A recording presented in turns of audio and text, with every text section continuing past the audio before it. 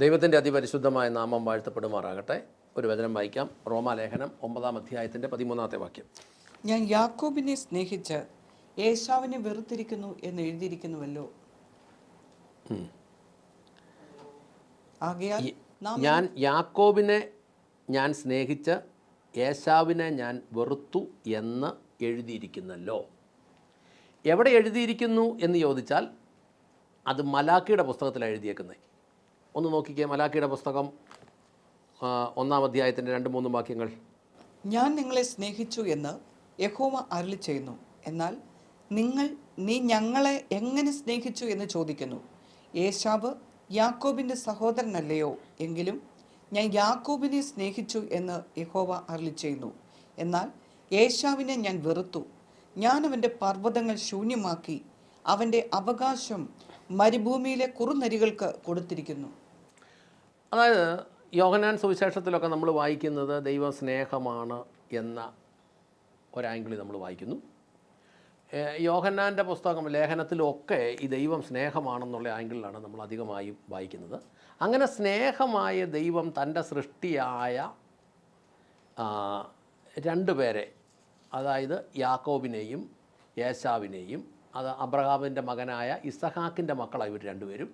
അവരിൽ ഒരാളെ പ്രത്യേകിച്ചൊരു കാര്യമില്ലാതെ സ്നേഹിച്ചു, വേറൊരാളെ വെറുത്തു എന്ന് പറയുന്നത് എന്തുകൊണ്ടാണ് എന്ന് നമ്മളൊന്ന് ചിന്തിക്കാം. ഈ ഏശാവിൻ്റെയും യാക്കോബിൻ്റെയും ചരിത്രം തുടങ്ങുന്നത് നമ്മൾ വായിക്കുമ്പോൾ ഉൽപ്പത്തി പുസ്തകം 25-ാം അധ്യായത്തിൻ്റെ 21 മുതലാണ് മുന്നോട്ട് കാണുന്നത്. ഒന്ന് വായിച്ചു തുടങ്ങി. ഉൽപ്പത്തി പുസ്തകം 25-ന്റെ 22 മുതൽ 21 മുതൽ 23 വരെ. തൻ്റെ ഭാര്യ വന്ധ്യയായിരുന്നതുകൊണ്ട് ഇസഹാക്ക് അവൾക്ക് വേണ്ടി യഹോവയോട് പ്രാർത്ഥിച്ചു. യഹോവ അവൻ്റെ പ്രാർത്ഥന കേട്ടു. അവൻ്റെ ഭാര്യയായ റിബെക്ക ഗർഭം ധരിച്ചു. അവളുടെ ഉദരത്തിൽ കുഞ്ഞുങ്ങൾ തമ്മിൽ തിക്കി.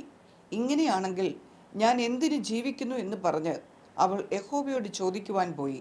യഹോവ അവളോട്, നിന്റെ ഗർഭാശയത്തിൽ 2 ജനതകളാണുള്ളത്.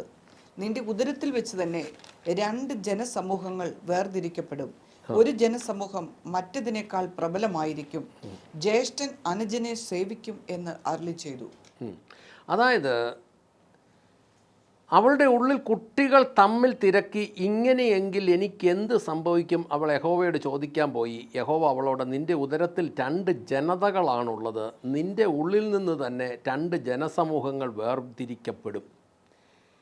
എന്നിട്ട് എഴുതിയേക്കുന്നു, ഒരു ജനസമൂഹം മറ്റേതിനേക്കാൾ പ്രബലമായിരിക്കും, മൂത്തവൻ ഇളയവനെ സേവിക്കും എന്നൊക്കെ ദൈവത്തിൻ്റെ വചനത്തിൽ എഴുതി വച്ചിരിക്കുന്നു.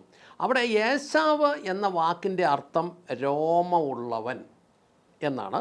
പിന്നെ അവന് വേറൊരർത്ഥം കൂടെയുണ്ട്, ചുവപ്പ് ഏതോം എന്നൊരർത്ഥം കൂടെ. അത് ഉൽപ്പത്തി 25-ന്റെ 30-ലാണ് അങ്ങനെ അർത്ഥം കിടക്കുന്നത്. യാക്കോവിൻ്റെ ശരിപ്പേര് കുതികാൽ വലിക്കുന്നവൻ, വഞ്ചകൻ എന്നൊക്കെയും ആ പേരിന് അർത്ഥമുണ്ട്. യാക്കോബ്, ജേക്കബ്, അങ്ങനെയൊരു അർത്ഥമുണ്ട്. അപ്പോൾ ഇതിനകത്തൊരു വീഴ്ച എന്തായിരുന്നു? ഉൽപ്പത്തി പുസ്തകം 25-ന്റെ 29 മുതൽ 34 വരെ ഒന്ന് വായിച്ചേ. ഒരിക്കൽ യാക്കോബ് പായസം വെച്ചുകൊണ്ടിരിക്കുമ്പോൾ ഏശാവ് വെളിംപ്രദേശത്ത് നിന്ന് ക്ഷീണിച്ചവശനായി വന്നു. ഏശാവ് യാക്കോബിനോട്, ഞാൻ ക്ഷീണിച്ചവശനായിരിക്കുന്നതിനാൽ ആ ചുവന്ന പായസത്തിൽ കുറച്ച് എനിക്ക് തരണം എന്ന് പറഞ്ഞു. അതുകൊണ്ട് അവന് ഏദോം, ചുവന്നവൻ എന്ന് പേരായി.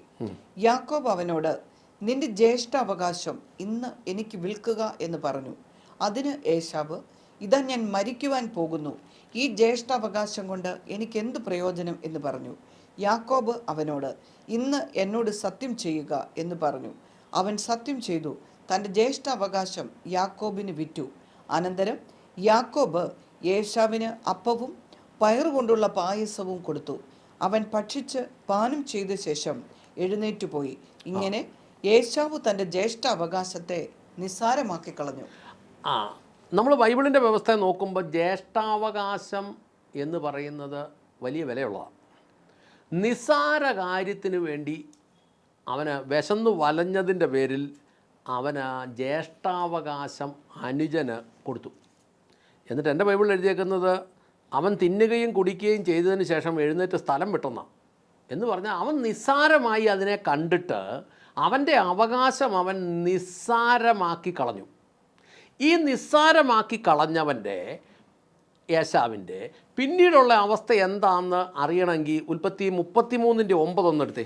അതിന് ഏശാവ്, സഹോദര, എനിക്ക് വേണ്ടതിലധികമുണ്ട്, നിന്റേത് നിനക്കിരിക്കട്ടെ എന്ന് പറഞ്ഞു.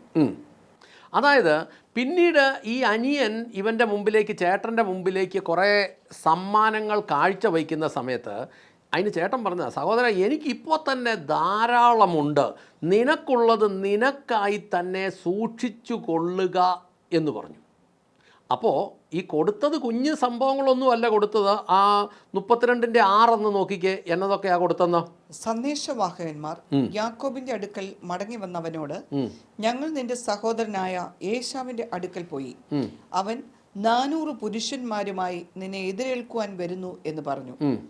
അപ്പോൾ യാക്കോബ് അത്യധികം ഭയപ്പെടുകയും ആകുലപ്പെടുകയും ചെയ്തു.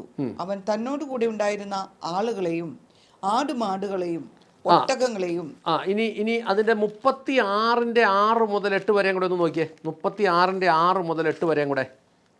എന്നാൽ ഏശാവ് തന്റെ ഭാര്യമാരെയും പുത്രന്മാരെയും പുത്രിമാരെയും വീട്ടിലുള്ളവരെയൊക്കെയും കൂട്ടിക്കൊണ്ട് തന്റെ ആടുമാടുകളെയും സകല മൃഗങ്ങളെയും കനാൻ ദേശത്ത് സമ്പാദിച്ച സമ്പത്തൊക്കെയുമായി തന്റെ സഹോദരനായ യാക്കോബിന്റെ സമീപത്ത് നിന്ന് ദൂരെ ഒരു ദേശത്തേക്ക് പോയി.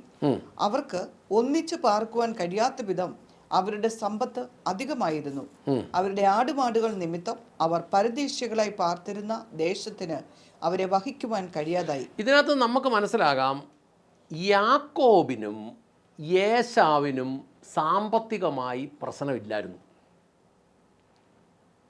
സമൃദ്ധിയുടെ കാര്യത്തിലോ ഒന്നും ഒരു കുറവുമില്ലായിരുന്നു. ആരോഗ്യത്തിൻ്റെ കാര്യത്തിലോ പുത്രന്മാരുടെ കാര്യത്തിലോ പുത്രിയുടെ കാര്യത്തിലോ ഒന്നും ഒരു കുറവില്ലായിരുന്നു.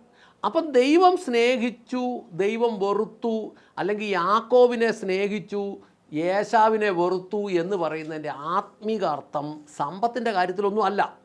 ഈ യാക്കോബും മഹാസമ്പന്നനായിരുന്നു എന്ന് 33:10 പറയുന്നുണ്ട്.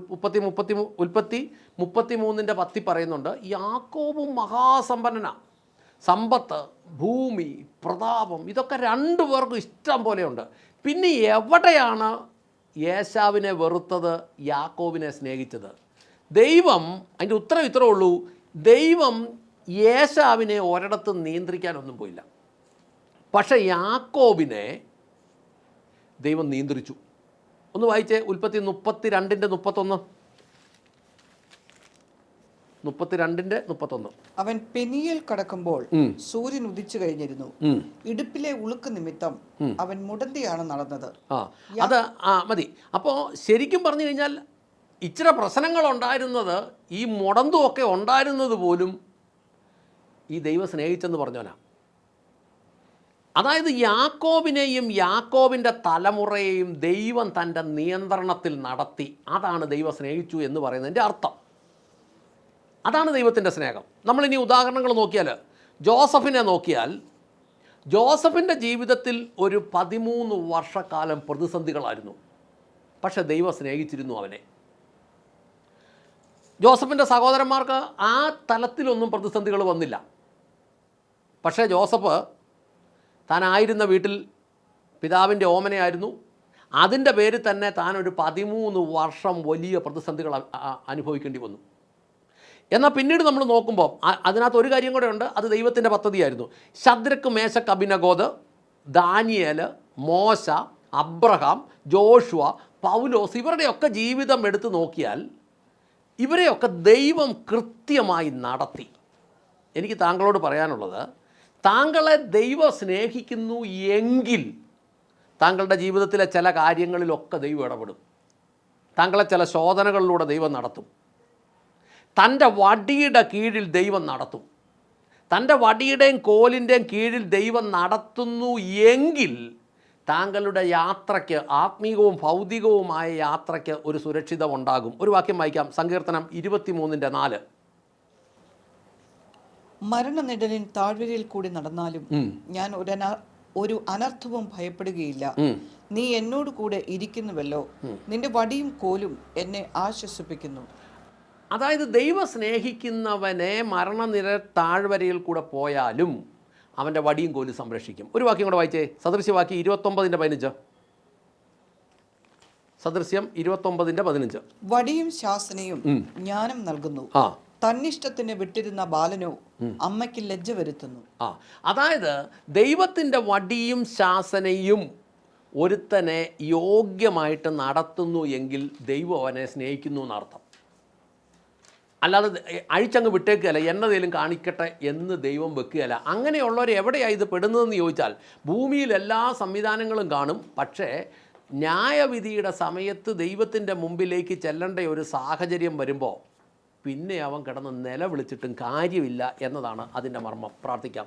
സ്വർഗസ്ഥനായ ഞങ്ങളുടെ നല്ല പിതാവേ, ഞങ്ങളുടെ കർത്താവായ യേശുക്രിസ്തുവേ, പരിശുദ്ധാത്മാവായി ഞങ്ങളുടെ നല്ല ദൈവമേ, നല്ല ദിവസത്തിനായി, സമയത്തിനായി, സാഹചര്യത്തിനായി, വചനത്തിനായി ഞങ്ങൾ നന്ദി പറഞ്ഞ് പ്രാർത്ഥിക്കുന്നു. കർത്താവേ, ഞങ്ങളുടെ ജീവിതത്തിൽ, എന്നെയും ശ്രമിക്കുന്ന വ്യക്തികളുടെയും ജീവിതത്തിൽ ചില ശോധനകൾ നടക്കുന്നെങ്കിൽ ദൈവത്തിൻ്റെ വടിയിൻ്റെയും കോലിൻ്റെയും കീഴിലൂടെ ആണ് എന്നതിന് നന്ദി പറയുന്നു. ആകയാൽ കർത്താവേ, ദൈവം സ്നേഹിക്കുന്നവനെ ദൈവം നടത്തുന്നത് കൊണ്ട് കർത്താവേ, വരാമായിരുന്ന വന്നേക്കാമായിരുന്ന അനർത്ഥങ്ങളിൽ നിന്ന് വിടുവിക്കേണ്ടതിനും നടത്തേണ്ടതിനും പഠിപ്പിക്കേണ്ടതിനും ദൈവം ചില ശോധനകളിലൂടെ ഈ കാലഘട്ടത്തിൽ നടത്തുന്നുവെങ്കിൽ യാക്കോബിനെ പോലെ അതിന് കീഴ്പ്പെട്ട് നിൽക്കുവാൻ ദൈവമേ കേൾവിക്കാരെയും അടിയനെയും അനുഗ്രഹിക്കണമേ എന്ന് പ്രാർത്ഥിക്കുന്നു. അങ്ങ് പ്രാർത്ഥന കേട്ട് അനുഗ്രഹിച്ച കൃപയ്ക്ക് നന്ദി. യേശു ക്രിസ്തുവിൻ്റെ ധന്യമുള്ള നാമത്തിൽ തന്നെ.